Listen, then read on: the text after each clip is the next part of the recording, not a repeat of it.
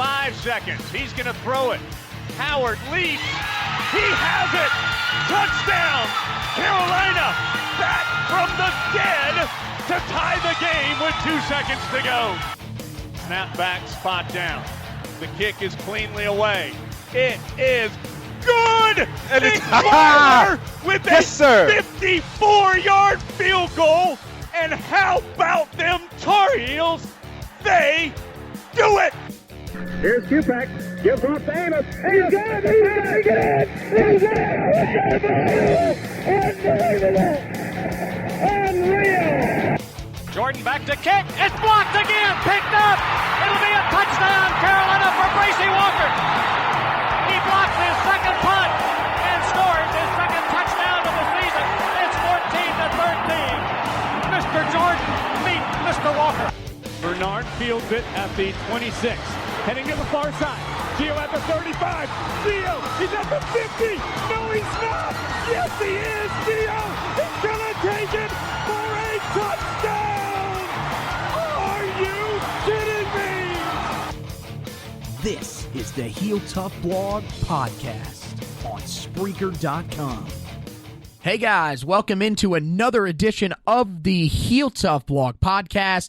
It's Anthony Pagnotta back with you, and that's right, this episode of the podcast, I will actually be talking more than my guest that is on, not a guest, but, my co-host this time. Josh Marlowe is back with us, chilling out to talk a little bit of Tar Heel football. So, buddy, Tar Heel football is rolling around pretty quickly here. We're now under 3 months away, and, they're starting to show some of the advertisements. We got a graphic yesterday about the game against South Carolina. So, is it kind of starting to set in that we're closing in on the 2019 Tar Heel football season, and it actually starts right here in Charlotte for us? My football season doesn't start until I see you do the 100-day countdown thing, which I guess we're not doing this year. Todd Green has taken over the 100-day countdown thing where he just puts out the graphics this year. I felt that this year it would be more professional to leave myself up. Also, let me explain to you what has happened. I have suddenly apparently become more attractive to myself in that I look at my profile picture and don't think I would never want anybody to see this ever. Now I'm just like, I don't want most people to see it. So I'm figuring putting the profile picture up is a pretty solid one. Yeah, I don't like looking at you as much as I have to, but here we are. Hey, I don't like looking at you either, and that's why we're where we're at. Yeah. We're behind the mics. That's what they told us. But yeah, no, in terms of getting ready for Carolina football, I've told you this since we hired Mack Brown. Every time we've something's happening, it's like, okay, this is happening, so this is getting closer. I'm as excited in June as I've ever been for the upcoming year for a team that agree with that. Yep. That won 2 games last year. I'm just going to be brutally honest. There's just so much energy, excitement, whether it's the recruiting, the coaching, Tim Brewster's tweeting. Every day, there's just something more that's like, okay, let's get to August 31st. And it's not because I'm ready to watch Oklahoma and Houston put 70 on each other. It's because I want to watch Carolina play. And, we've been talking, and you've been doing some previews, but this team might not win 6 games. Right. But they're going to be vastly improved and a lot easier on my eyes to watch. Well, I think you're right. I think that what this program has now, more than in the last couple of years, is hope. That's kind of what was lost in this football program under Larry Fedora. And now you're sitting here in June saying, well, Mack Brown's back. He's won a national championship. He was very successful at Carolina. And for the most part, it's kind of funny to look at it. Tar Heel fans look at Mack Brown's finish to his career at Texas as, yeah, we would take that in a heartbeat. Whereas Texas fans were pretty much like, yeah, it's time for this guy to go. Well, if we're winning 8 or 9 games a year in Chapel Hill, first of all, in the ACC Coastal, that is not good. Let's be really honest. The ACC Coastal right now, I wouldn't say it's a dumpster fire. It's not quite as bad as I would say the Pac-12 South is, where you just have no idea who is going to come out of there. I think that Miami has gotten some building blocks. Virginia Tech, you say what you want about Virginia Tech. I don't think they're really going to go anywhere. but it seems like there is at least an opening. I mean, would you agree with that the ACC Coastal is relatively open for somebody to step up and take over that role? There's not someone set in stone right now. I mean, I've said this all offseason that if Carolina was to find itself in Charlotte in early December, no one would be utterly surprised because this is what this division does. I mean, last year you had Pittsburgh, who couldn't beat Carolina, play for a conference championship. But I do think, and you've had guys on here that have kind of backed it up, that with the addition of Mack Brown coming back, we've talked about the staff, which is clearly the best in the coastal side of the division, probably the second best in the conference. Yes, I would agree with that. They're probably the most team that you could probably say could make the ACC title game 3 of the next 5 years, as opposed to Miami with a first-time head coach.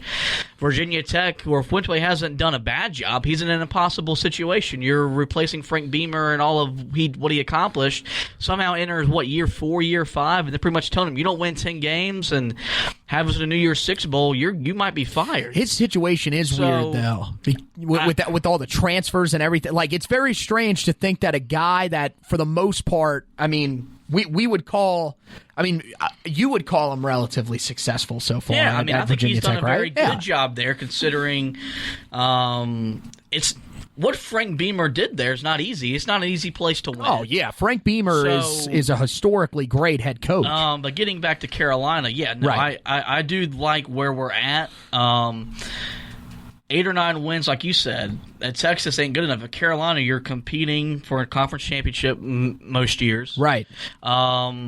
I think he'll have this program in college football playoff discussions. I'm not talking in terms of the Final Four, but when we're releasing rankings in late October, early November, Carolina might be in that 12 to 16 range as an outside team. If they run the table, can make some noise. I think we're going to get there. I'm not the one that shares that belief. So, yeah, he's definitely brought back hope that we haven't had since he left. Right. At least with clean recruiting, as far as we know, and everything like that. Because Butch Davis the hope was all illegal. I mean, with benefits, grades, you name it, it just wasn't the right type of excitement the program wanted. Right. I mean, this excitement, on the surface at least, we can't say anything because we're not the guys that are actually recruiting. Seems clean, and they're doing a fantastic job. Now, I want to urge this to people, and this will lead into the opening drive that we'll do. This is a good class that they're putting together. This class also has 15 commits, which is the second most of any team in the country, I believe. Or it might be third most. I know Mississippi State is ahead of us, and I think maybe Alabama is ahead of us, I believe. I think they have 16 as of right now. But it's pretty close. So the volume of guys that are coming in is good. The average ranking, according to 24/7 Sports, which is what I go through for most of my recruiting stuff, also Rivals, they have us up there pretty high as well. But most of the averages are decent, not great. So what I'm looking at from this perspective, because I do think that there will also be other guys that will probably look to move on. Mack Brown pretty much wants his type of guys in there. And it makes sense considering that you are completely flipping a defensive scheme. You're going from pretty much a straightforward 4-3, 4-2-5 type of defense with John Papuchis to now it's supposed to be a 3-4 base, but really it's just positionless defense. It's you want athletes just about everywhere on the field. So you're going to have to recruit different types of guys. And then when you talk about the offense, you're going to an air raid offense. So I think there'll be a pretty good number. That's probably what will keep Carolina really high. But if this class finishes in the range that I personally think, because I was asked this question by a listener and a follower of the blog the other day, he asked me, where do you think this class finishes? I think 16 to 20 would be a pretty solid range. I mean, would you agree with that would be a good range, especially for his first full class? Yeah, no, that would be phenomenal considering where we've been averaging under Larry Fedora, which was in the mid-20s to 30 range. And it's like you said, he's bringing in volume of players. So you're getting quality and quantity. Right. Which is something that we could never really get under Larry Fedora. It was one or the other. We either get a quality player but not the quantity, or we get quantity players but they didn't have a whole lot of quality. Mac's getting both. To the point where it's made fans mad because he's brought in 2 four-star quarterbacks in 2020, and we you see people, why are you doing this? Okay, well, we're gonna save that. We're going to save that because we are going to talk about that here in a minute. But I wanted to start with this week's opening drive. This is the opening drive.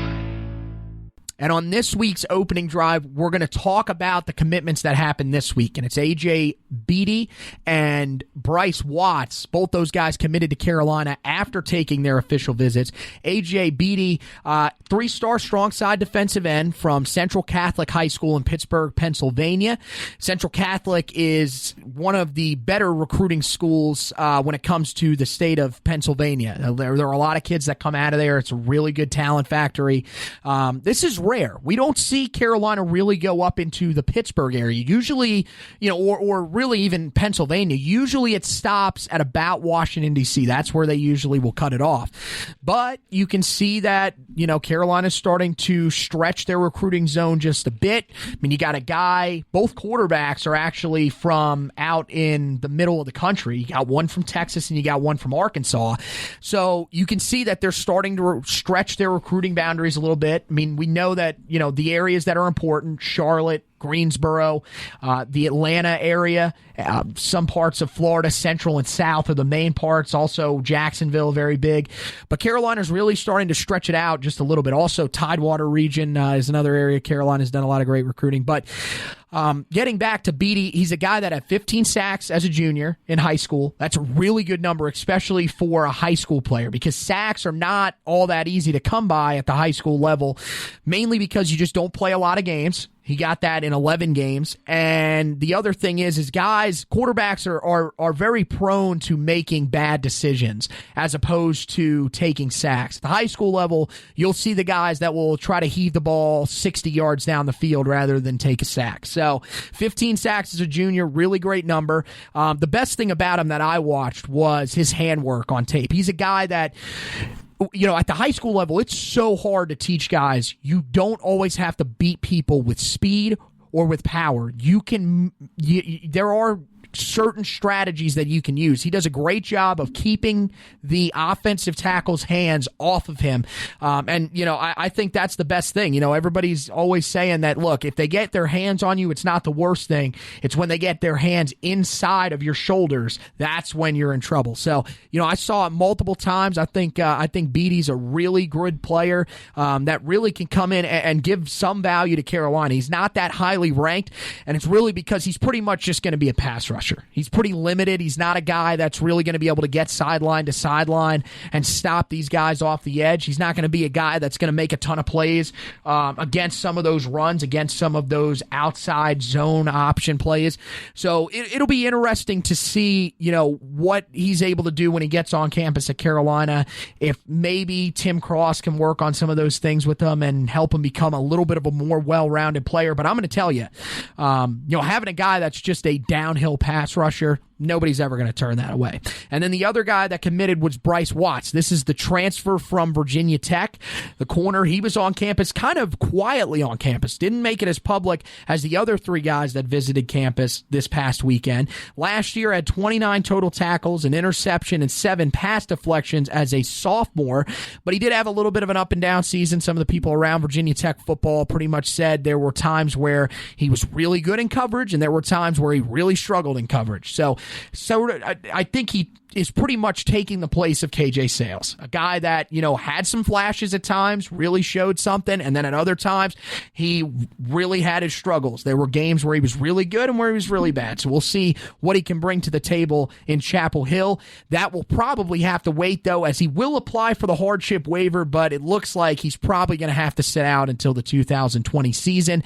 More than likely, it's going to be the same situation with the other transfer that the Tar Heels got at cornerback earlier this season, in a guy that will come in as a true freshman in Cameron Kelly, who made the transfer, of course, from Auburn after he enrolled there back in December, went through a little bit of spring ball, and then decided to look elsewhere. So overall, two guys that I think can really help. Watts, I think, is a guy that could really he's going to help Carolina regardless. But now, I mean, if you're looking at the 2020 season, just think, no Patrice Rene, and, you know, I think that is probably a bigger loss than we thought heading into last year, especially considering now he's extremely highly ranked according to Pro Football Focus when it comes to some of the statistics that he put up last year among ACC corners. And, you know, the fact that right now we just don't have that other guy locked down at that number 2 cornerback position. So Bryce Watts could definitely help. Beatty, I think, is a guy that we'll have to wait on a little bit more, but we'll definitely have to wait and see. So sorted through some of that with the opening drive. I know recruiting is more of my thing. But now, okay, we are going to talk a little bit about recruiting, but this will parlay into a little bit of a different conversation. So, as you guys know, we do have 2 quarterbacks that are set to sign in the 2020 class as of right now. 2 guys that are committed. In Malik Hornsby, who comes out of Missouri City, Texas, right outside of the Houston area. And then Jacoby Criswell, who comes from Arkansas, Morrilton, Arkansas. Went back, watched the tape of these guys. Malik Hornsby, the best comparison that I could give you guys. A lot of people want to compare him to Vince Young. He's smaller, you know, still a little bit raw as a passer. I think he's very comparable to Lamar Jackson, a guy that's an absolute athlete when it comes to his ability to move in the pocket and outside the pocket. He's going to run the ball a lot. Now, he does have an arm. He has been a 3-year starter, but he is still a little bit away from becoming what would be a dominant player in an air raid offense. So he's definitely going to have to come to Carolina. He's going to have to work on a lot of different things. I think his mechanics are probably something that will be looked at as well. But I think Hornsby translates to a Lamar Jackson type. I mean, when you run a 4.59, you're going to do something. I mean, plain and simple. You're going to be pretty good. He's running. He has already run in the state championship for Texas, and now I know he's running another track event actually this weekend. So there's some big stuff going on for Malik Hornsby. He's a guy that's going to fly around, and as much as you want him to become that passer in the air raid offense, he is going to be a guy that will bring that running element. When you look at Jacoby Criswell, he's a little bit different. Bigger bodied guy, a guy that definitely has the better arm of the two. His arm strength is probably, I would say, second best on the team if he came to the team this year. If he was, let's say he was actually enrolling in the fall, he would probably be second behind Howell for arm strength. I mean, these two really can sling the rock. And Criswell is a guy that I think reminds me a little bit more of Vince Young with the bigger body. Really a guy that's only looking to run to extend plays. Now, he will run the ball at times. They do draw up some read options for him. But usually when he's back there dropping to pass, he is on the run looking down the field to make that pass down the field. He's not a guy that's going to tuck and take off just, you know, on instinct. He's a guy that really does a good job of keeping his eyes down the field and extends a lot of plays from what I've seen. So, you know, these two guys are both, I think, valuable assets in this class. One of the things to note is that Malik Hornsby is still going to take official visits. So while he is committed to Carolina, I don't think he's as solidly committed as maybe some people would want to believe. And, you know, Jacoby Criswell at this point seems like he is 100% committed. He's a guy that's already recruiting other players to come and play at Carolina. Hornsby, you don't really see that. So, you know, when you look at this, a lot of people took issue with the fact that the Tar Heels now have 2 quarterbacks signed in this 2020 class. That would mean that heading into next year, if everybody was to stay, which we don't know that for sure, there would be 5 scholarship quarterbacks on the roster. Would you, I mean, are you a guy that takes issue with the fact that Carolina is adding 2 quarterbacks in this class? No, I put it on there once he committed. the second one committed, and they started asking, why are we bringing in 2 when you've got 3 freshmen on there? And I was like, y'all wanted big boy recruiting. That's what we were getting with Mack Brown. That was what he promised. This is what he's doing. That's how Alabama, Clemson, Georgia, Ohio State, that's how they recruit. You're right. And that's what Mack Brown is doing, and he said he was going to do. Is one of the 3 on campus right now likely to transfer? Probably. Yes. That's probably going to happen in the nature of 2 of them are not going to win the job. That will probably happen this year. One's going to leave, so that puts you down to 4. Right. Then you bring in 2, you probably redshirt one or the other one, and you stagger their years. It's how you recruit today, and if they leave, they leave. But, I mean, you want to recruit with the best of the best. You bring in. I mean, Clemson's so good recruiter, and they're turning away 5-star players. We're not on that level, So I don't see their fans complaining about that. Well, I mean, they're turning away 5-star players because we don't have a roster spot. We're mad because we're bringing in 2 quarterbacks. Larry did it this whole time there because you want to have depth at the most important position on the football field. Right. And if you're getting the type of talent that Mack Brown's getting, if you got guys that can be Vince Young or Lamar Jackson, those were dominant players at the quarterback position, then hell yeah, sign me up. So I have no problem with it. I mean, you're going to see him do it all at really every position if he can to stack as much talent at all positions, create competition, make the players better, and, of course, make the team better. Well, I think that one thing that a lot of people have to realize is that recruiting has changed a lot, really, in just this past year. Because as we've seen it, the transfer portal is a huge thing. We saw it again today. There was did you see the kid from Florida State that is transferring?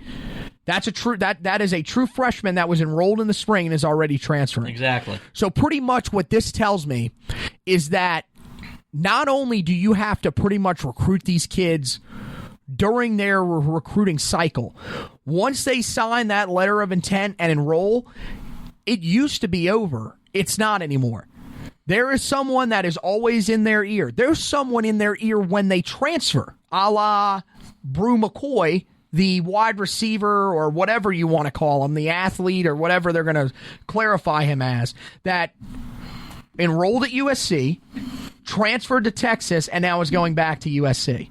So it's the nature of the transfer portal right now, I think, kind of handcuffs you to this sort of mindset where you've got to look to land as many possible guys at these positions as possible, especially quarterback. Quarterback, I mean, if you even have a hint of losing your job, you're going to hit the transfer portal. I mean, look at Matthew Baldwin, the quarterback from Ohio State, that didn't even wait.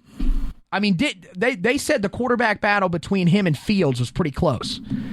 Doesn't even wait, just transfers, goes to TCU. Right. Didn't even hesitate. He was in the quarterback battle. There were some people that were saying this kid might win the quarterback battle over the transfer Justin Fields.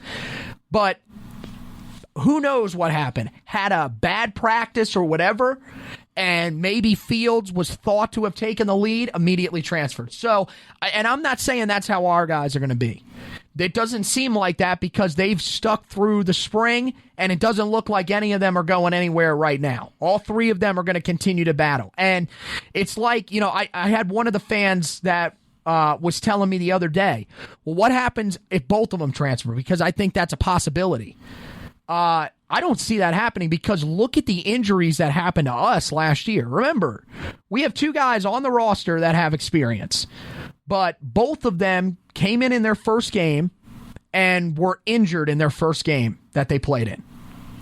So injuries are going to happen, and especially with the Tar Heels because we seem to have the worst injury luck ever. Hopefully that'll change under Brian Hess, our new strength coach, but I think that it's important for people to realize what the landscape and mindset of college football is now. And it's like you mentioned. I mean, another one that I like to bring up is what happens if Clemson had turned away Chase Bryce and said, we don't need you. mean, who knows? Do they make the college football playoff last year? Probably. They probably make it, but they aren't undefeated.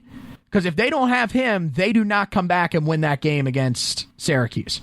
Let's say they have a guy that was a walk-on, which would kind of be the situation that Carolina could be looking at if, let's say, they had told Criswell, yeah, we're not necessarily worried about you now that we got Hornsby, who's a guy that's not solidly committed.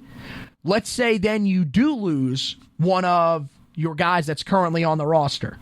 So let's say that you have Sam Howell, Jace Ruder, or Cade Fortin, and then you would have the walk-on who's coming in this year in Vincent Amendola, which is a guy that wasn't, I mean, look, you can't, again, recruiting rankings are what they are. They're marginal because sometimes you look back on some of the guys and you're like, dude, how is this guy unrated? How is this guy a 2-star? But Vincent Amendola wasn't rated by 24/7 Sports in the 2019 class. And they ranked, I think, near 2,000 prospects around the country, or maybe more than that even. So, I mean, this is not a guy that you're going to say, okay, if we need him to start a game, he's going to be okay. So, I mean,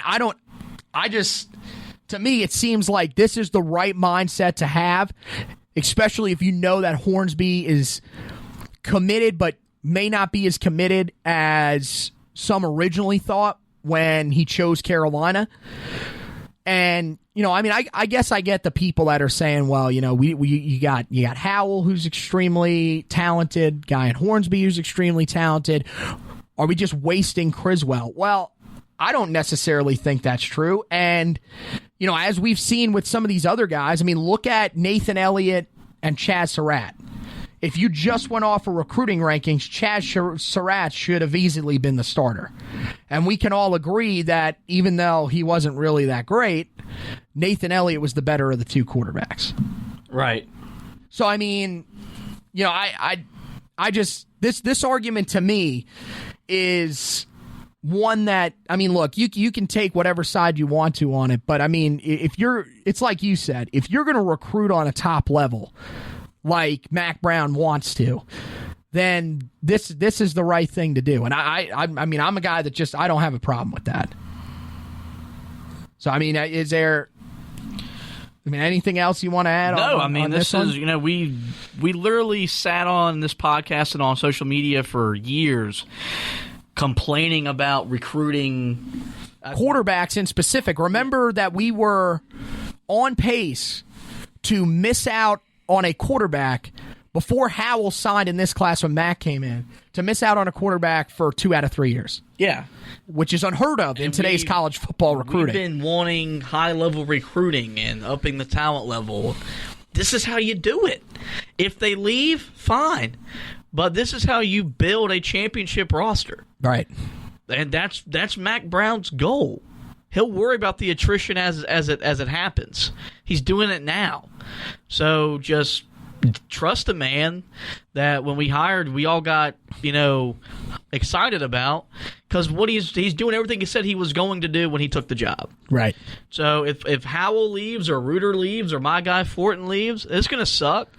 But that means that someone else is better than them. We have a better chance to win more games. And okay. I don't know about you. I want to freaking win. Yeah, no, I'm right there with you. I think everybody's at that point. When you win 5 games in 2 years, you get that mindset. I don't care how you do it. I don't care if we got to start a different quarterback every year because they just keep transferring. I don't give a damn.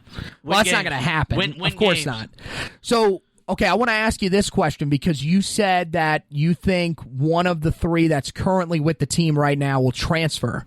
And I believe you're right. I agree with that. Which one of the 3 do you think will be the one that will transfer out of all of them? You think it'll be Ruder?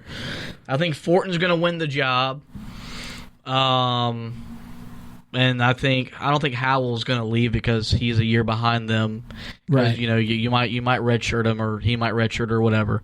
But I think at some point Ruder will leave. I think it's going to be interesting because I think that from what we've heard, they're really liking Jace Ruder. Phil Longo really likes him because he's got that mobility to him. I think Cade Fortin has shown some stuff. But I feel like with Ruder's ability to move, I think that he throws a little bit of a softer ball, which helps some of our guys, because we saw last year with Fortin, remember the game against NC State? I mean, there were a lot of drops, which part of them... You still got to catch. Oh, I know. It was on... Football. Part of it was on the receivers, but it seems like that was part of... That might be a little bit of a bigger issue. He was I mean, I don't know. Times in inclement weather that we haven't seen since Trubisky was there.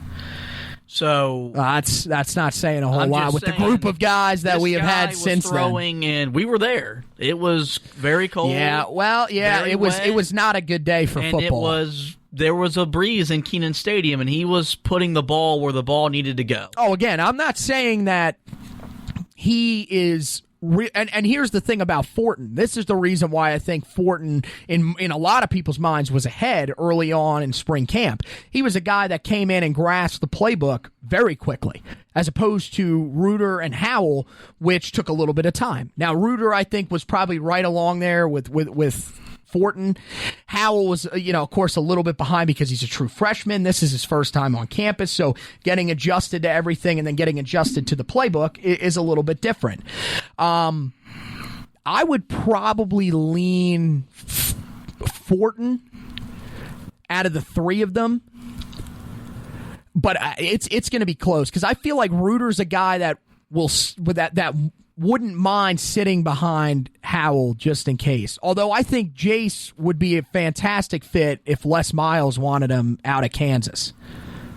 So, I mean, I think it's one of those two. Let's put it this way. I don't think it will be Howell because I think what's going to happen is I do believe that Reuter or Fortin will probably start the first game.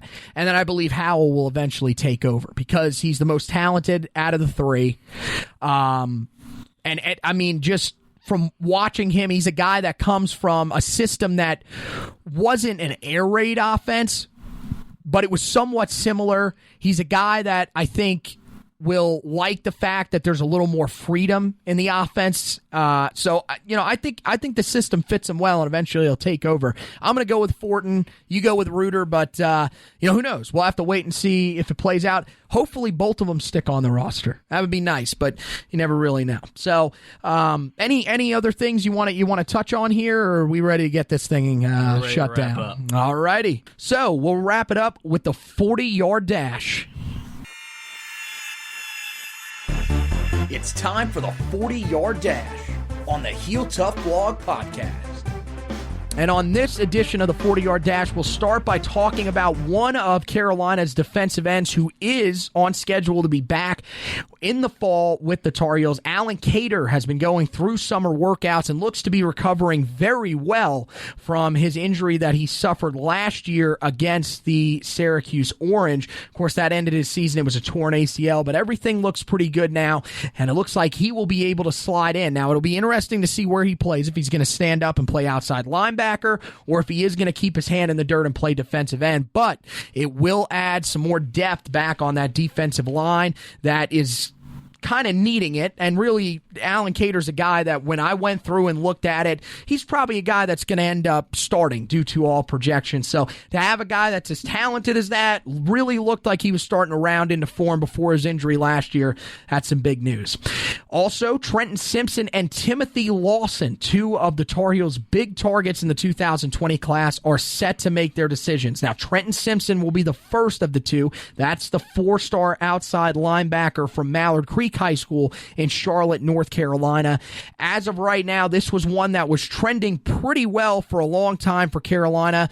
Then Trenton Simpson went and took his first and now only official visit to Auburn, and apparently things went really, really well. According to Inside Carolina, he cut off communications with Carolina over the weekend, and as of right now, it pretty much seems like he's going to Auburn, or at the least, he's not coming to Carolina. So that's one where, if we're being real honest, you probably shouldn't be that locked in on that recruitment. You still never know. With him, I still feel like there is some time in his recruitment because he's only taken one official visit.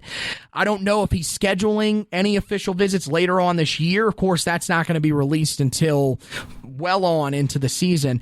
But this is the new thing this year where you can take the summer visits.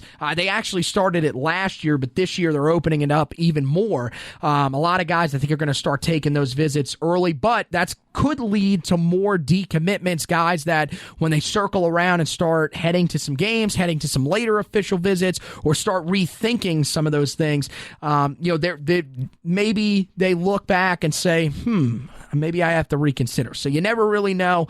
I don't think it's over just quite yet when he does commit, but at this point, it's not looking great for Carolina. Meanwhile, with Timothy Lawson, the 3-star offensive tackle, he was on campus this past weekend, really had a great visit. I think Tar Heel Illustrated was saying that according to him through their interview, Carolina was now on top, but Louisville is right there. Those are the top two teams in his decision. NC State is also lumped in there, but I think it's between Louisville or Carolina. This one looks like there's a really good chance for Carolina. That one's going to take place on Saturday, and that'll be something to definitely keep an eye on. Of course, Timothy Lawson, the 3-star offensive tackle that comes from National Christian Academy in Fort Washington, Maryland.